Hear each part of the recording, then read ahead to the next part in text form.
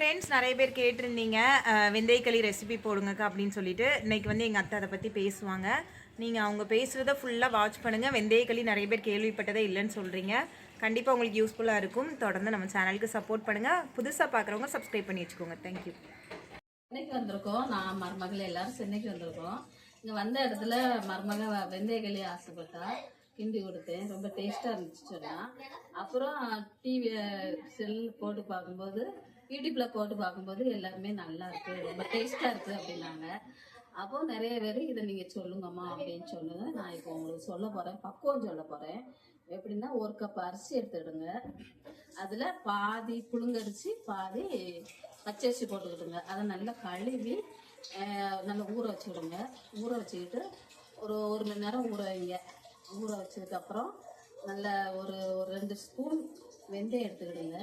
அதுக்கப்புறம் ஓரளவு அந்த கிளாஸுக்கு ஒரு 1/4 கிளாஸ் உளுந்து எடுத்து வெந்தயமும் உளுந்தும் ஒன்று போல நனைய போடுங்க.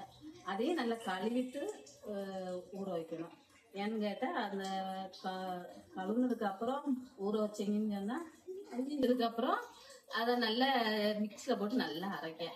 ஃபஸ்ட்டு உளுந்தும் வெந்தயம் ஃபஸ்ட்டு நல்லா மிக்ஸில் போட்டு அரைங்க.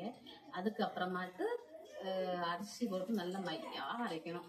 அரைச்சி எடுத்து வச்சுக்கிட்டு அதுக்கப்புறம் கருப்பட்டி இருக்கு பாருங்க, கருப்பட்டியை நல்லா நொறுக்கி தட்டி வச்சுக்கிட்டு, நமக்கு இனிப்பு நம்மளுக்கு அதுக்கு அது அளவு நமக்கு தெரியும்.